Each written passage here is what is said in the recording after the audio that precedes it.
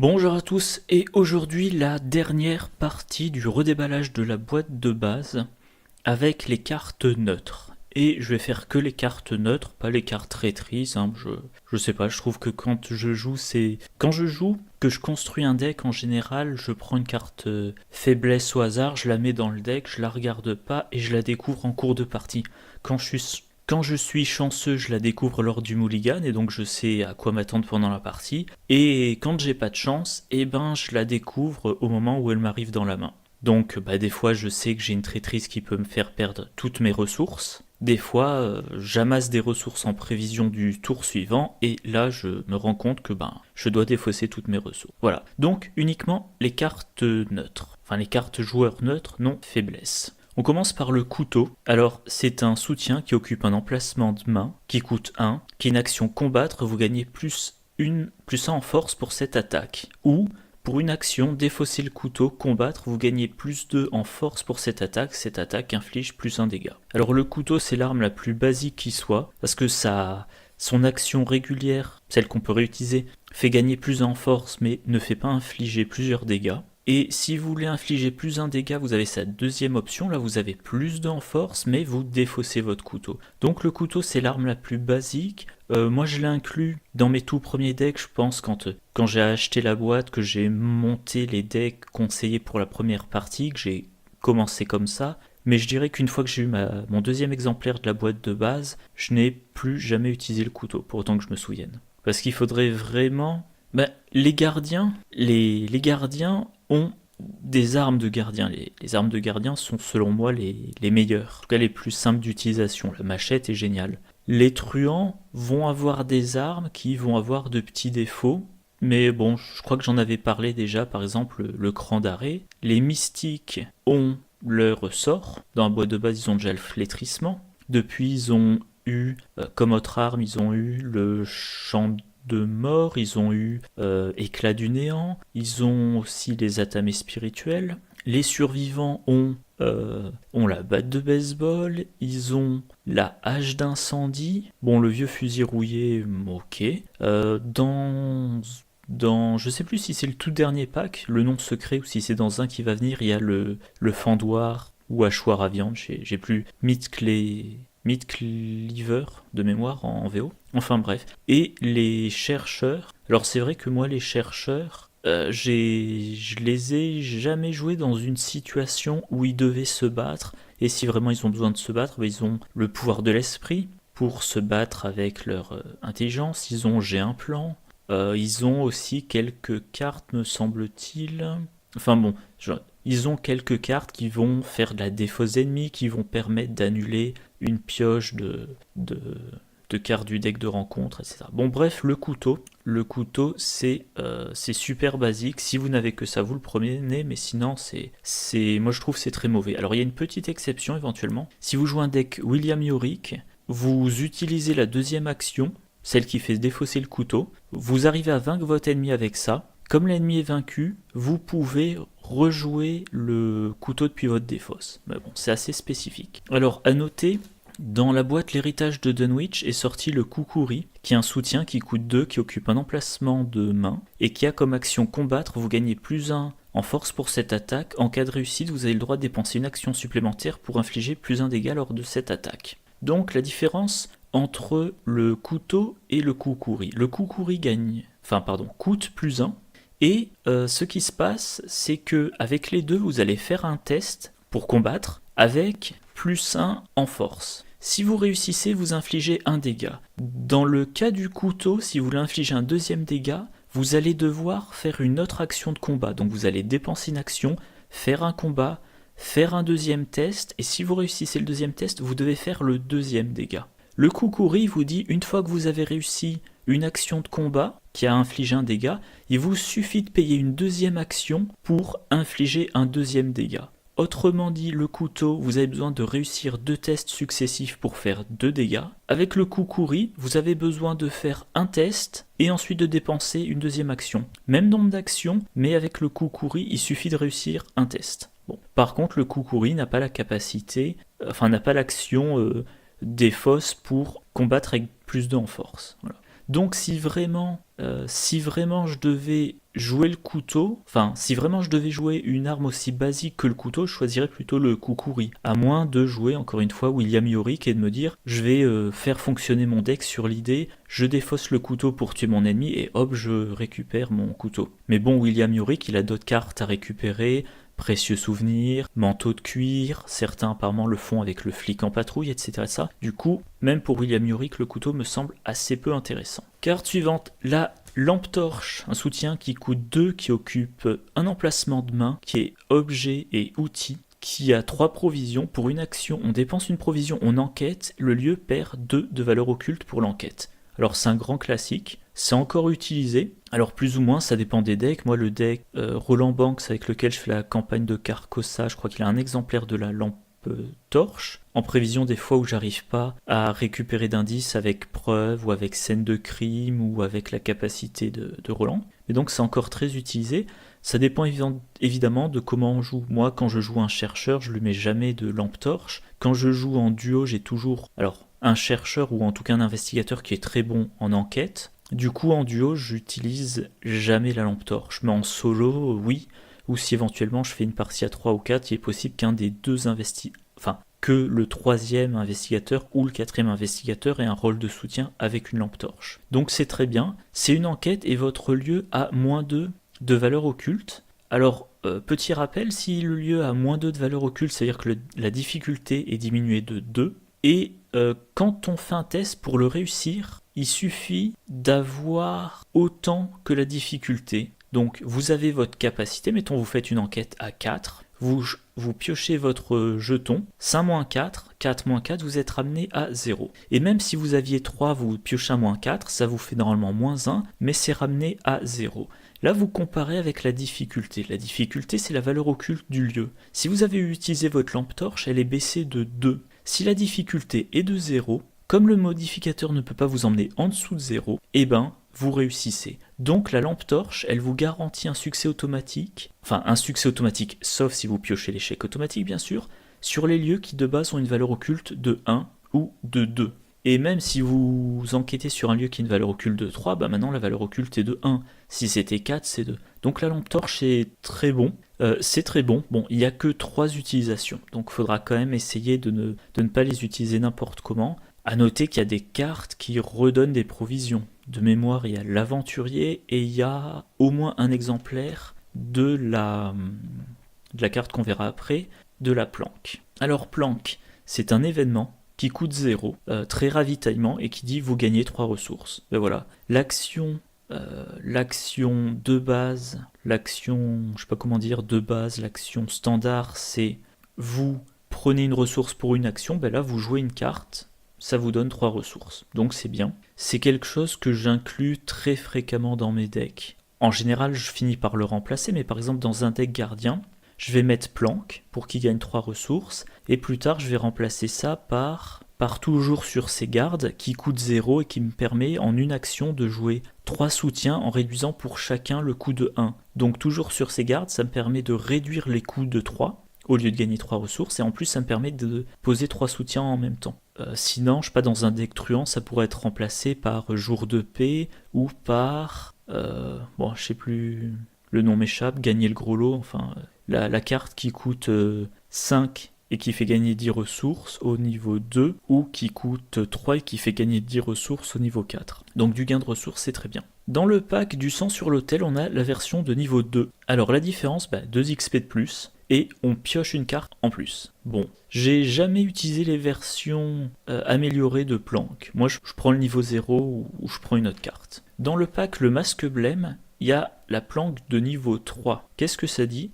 Gagner 4 ressources ou placer 4 pions provisions parmi les soutiens contrôlés par les investigateurs dans votre lieu ou effectuer n'importe quelle combinaison des deux. C'est très bien. Ça coûte quand même 3 expériences. Mais ce qui est très bien, c'est quand même... c'est pas le fait d'avoir 4 ressources au lieu de 3, mais c'est le fait d'avoir de la flexibilité. Je parlais de la lampe torche, qui vous permet de faire 3 enquêtes.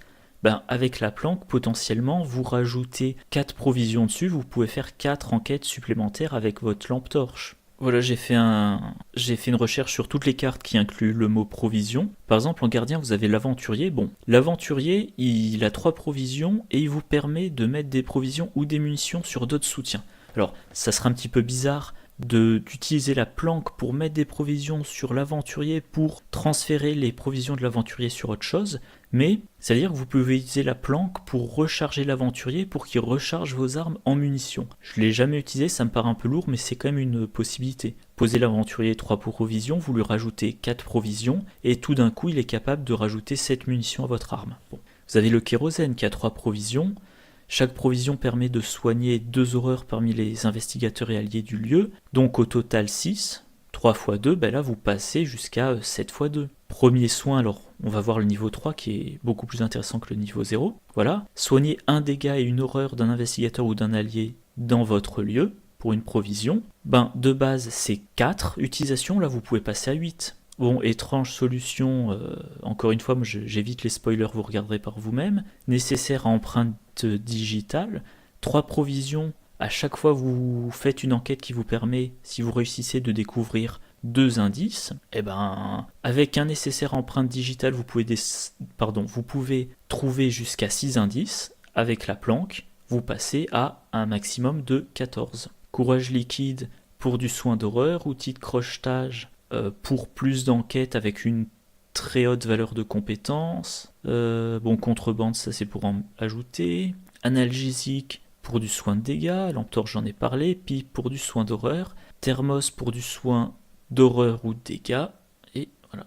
Donc 3 expériences, c'est un petit peu cher, mais ça a quand même l'avantage de l'adaptabilité, la versatilité. Donc à partir du moment où votre deck va avoir plusieurs cartes qui marchent aux provisions, éventuellement à considérer. Moi, ça ne m'est encore jamais arrivé. Alors, les compétences, donc je vais en décrire une et puis ensuite je vais passer rapidement. Les compétences, à chaque fois, elles ont 2 icônes identiques. On ne peut en mettre qu'une par test et si on réussit le test, on pioche une carte. Donc on utilise une carte de sa main pour se donner plus de chances de réussir un test. Et si le test est réussi, on repioche une carte, donc on remplace la carte qu'on a utilisée. Et vous donnez un plus 2. Alors, plus 2, c'est pas mal, hein. 2 icônes identiques, c'est toujours bien. Dans la boîte de base, c'était vraiment très bien. Moi, c'est vrai que je les vois souvent dans des decks. Moi, je les mets assez rarement parce que j'essaie toujours d'avoir quelque chose de plus, de plus polyvalent. Par exemple, au lieu de mettre cran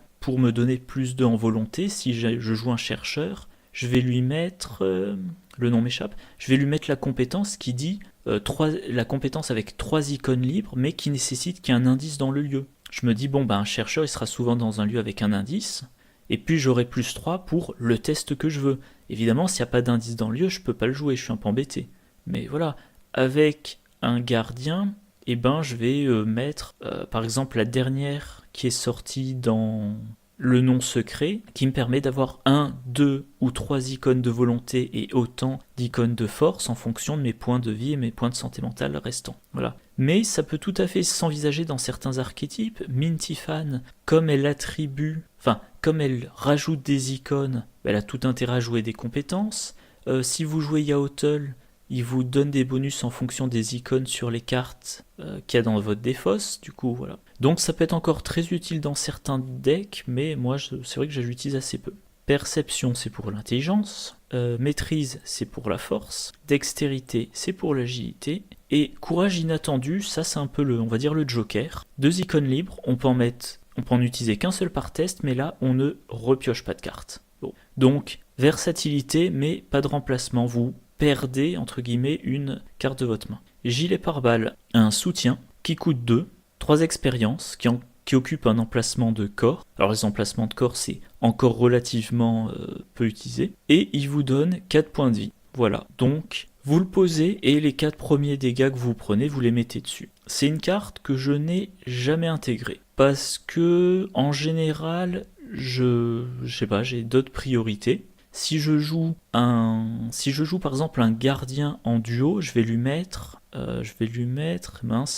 évidemment là, je sais pas pourquoi aujourd'hui j'oublie tous les noms de cartes, je vais lui mettre la carte qui lui donne plus 3 de vie mais qui lui permet d'encaisser les dégâts subis par n'importe quel investigateur du lieu, pour protéger l'autre investigateur. Les chercheurs, en général, je leur mets pas de boost. Éventuellement, ils ont des alliés. Ils vont avoir le documentaliste, ils vont avoir Milan Christopher ou Charles Ross pour encaisser quelques dégâts. Et si c'est Daisy, je vais lui mettre de toute façon les planches anatomiques. Si par exemple j'ai un survivant, bon, il y a le manteau de cuir qui coûte 0 et qui absorbe 2 dégâts. Donc voilà, c'est une carte que je n'ai jamais jouée. Amulette du signe des anciens, ben grosso modo c'est la même chose, mais pour la santé mentale. Par contre, ça occupe un emplacement d'accessoires, et là les emplacements d'accessoires, ils sont plus fréquemment utilisés. Enfin, chez les gardiens, il y a le badge de police, que moi je n'ai jamais utilisé, peut-être que j'ai tort, hein, je veux dire, je suis pas non plus un excellent joueur, loin de là. Les chercheurs, comme accessoire, ils ont la clé de Saint-Hubert, s'ils y ont accès. Qu'est-ce qu'ils ont d'autre? Ils ont le disque d'Inzama. Ils ont... qu'est-ce qu'ils ont d'autre? Il me semble qu'ils ont les dents d'Etzli. Enfin, ils ont plusieurs possibilités. Les truands ont quand même pas mal de choses. La montre goussée, sur 6 doit être un emplacement d'arcane. La montre goussée, les dés porte-bonheur. Les mystiques ont Saint-Rosaire, clé de Saint-Hubert, joyau d'Auréolus. Et les survivants, là tout de suite, j'ai pas d'exemple en tête, mais bon.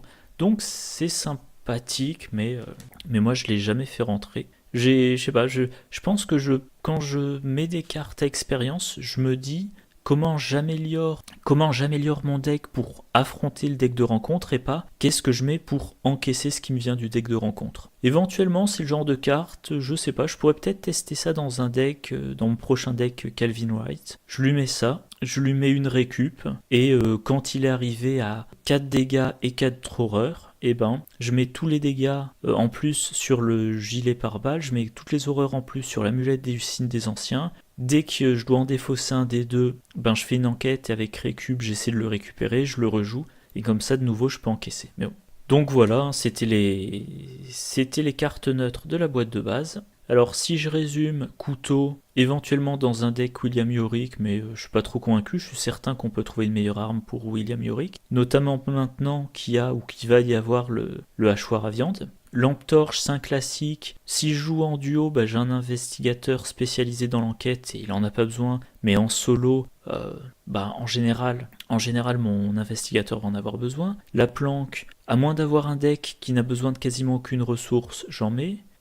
Cran, perception, maîtrise, dextérité, c'est assez rare que j'en mette, à moins d'avoir un deck qui s'y prête particulièrement. Par exemple, là, je viens de faire un deck Wendy que je testerai en fin de semaine, je pense, sur la civilisation oubliée. Comme je veux piocher très rapidement l'amulette de Wendy, eh ben, j'ai mis 2 exemplaires de perception et 2 exemplaires de dextérité dans le deck avec l'idée, quand j'ai besoin d'un test d'agilité ou d'un test d'intelligence, j'utilise la compétence. Si je réussis le test, je pioche une carte et donc je me rapproche du moment où je vais piocher mon amulette. Voilà. Si je joue un deck avec Yaotl, c'est intéressant parce que c'est 2 icônes sur la même carte. Si je joue Mintifan, toutes les compétences sont intéressantes, etc. Mais dans la plupart de mes decks, je mets des compétences qui sont plus polyvalentes. Bon, courage inattendu, 2 icônes libres, point. Gilet pare-balles, ça encaisse 4 dégâts. Amulette du signe des anciens, ça encaisse 4 horreurs. Dans les 2 cas, ça coûte 2 ressources, 3 points d'expérience. Oui, ça encaisse, mais j'ai jamais joué. Bon voilà, c'était assez rapide, j'espère, on verra au montage. Comme d'habitude, j'espère que ça vous a plu. J'ai enfin fini la boîte de base, ça a pris du temps, hein. Je crois que la première vidéo, je l'ai publiée le 24 décembre, là on est le 19 mars aujourd'hui. Je vais enchaîner d'ici les prochains jours sur la boîte l'héritage de Dunwich. Je pense que j'adopterai le même format pour les boîtes, à savoir une vidéo par classe en parlant de l'investigateur associé, et pour tous les packs, eh bien, j'essaierai de faire une vidéo pas trop longue pour l'ensemble du pack, sachant que là, j'attends, je vais regarder tout à l'heure, à la fin de cette vidéo, je n'attends que la traduction complète sur ArkhamDB pour faire la vidéo de déballage du nom secret. J'ai déjà le pack chez moi, mais je crois que la version d'ArkhamDB n'est qu'en anglais pour le moment. Bon voilà, allez, je vous dis bonne journée et à la prochaine, au revoir.